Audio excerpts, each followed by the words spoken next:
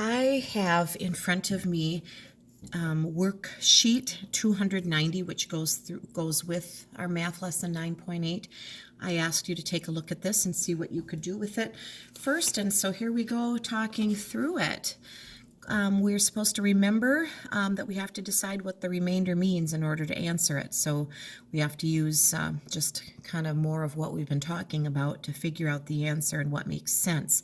So number one, there are 31 kids in Dante's class.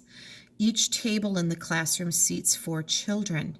So how many tables do we need? Well, I think we can figure this one out in our head. Now, we can't cut tables in half, or we might have some empty seats. So I'm going to start thinking about 4 times something that gets close to 30, okay? So if I were pulling a number just out of my head, the first one that came to mind was 4 times 6 is 24. Well, that's not enough seating, right? 6 tables would not be enough. 4 times 7 is 28. That is still not enough. 4 times 8 is 32.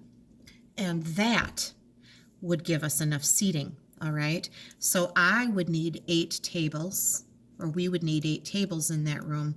There would be 1 chair empty, but it doesn't even ask us that, right? But there would be an extra chair, which is always good because you could have a new student show up, right? And then you'd have plenty of space there. All right, number 2, Emily and Lene helped out on their uncle's chicken farm. One day, the hens laid a total of 85 eggs. That's a lot of eggs, a lot of chickens. How many cartons of a dozen eggs could they fill? Whoa. All right, what do you remember about a dozen? A dozen is 12, right? How many full cartons of eggs could they fill would be the question here. We have 85 eggs. I'm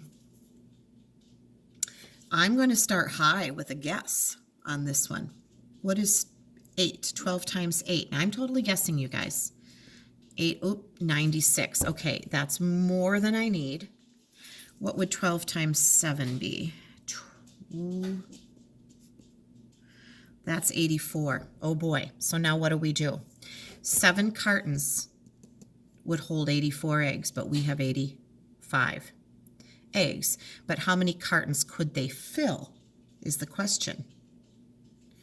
They could fill 7 cartons, couldn't they?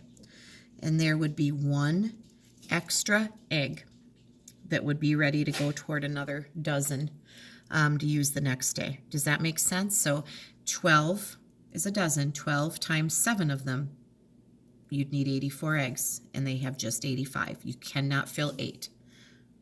Okay, so sometimes guess and check is like one of the greatest strategies. It's definitely one of my favorites. It just gets me there quickly. I take a random guess and then I adjust and work. I work from there. All right, number 3. Ms. Jerome is buying markers for a scout project. She needs 93 markers. If markers come in packs of 10, how many packs will she buy? Well, they're packs of 10. Boy, if I buy 10 packs, 10 times 10, we know that one in our head, right? That would be 100 markers. That's more than she needs. If I buy 9 packs, that's 90 markers. Well, there again, we need 93. Is 9 packs enough? It's not enough. She's going to have to buy 10 packs. She's going to have to buy 10 packs, and yes, she will have a few more markers than she needs, like 7 extra. But that is what she's going to have to do in order to have what she needs.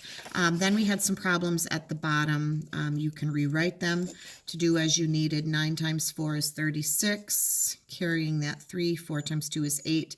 Plus 3 is 11. I have an unhappy puppy. She's been fussy this morning. What's the matter, girl? I'm almost done. She's gotten very used to having her mama here all the time. 5 times 5 is 25, right? Carry the 2. 5 times 8 is 40, plus 2 would be 425. And 96 times 8. 72 plus 4 would be 76, right? 768. These should be feeling pretty easy. using the old-fashioned method, and I hope these are feeling okay for you too.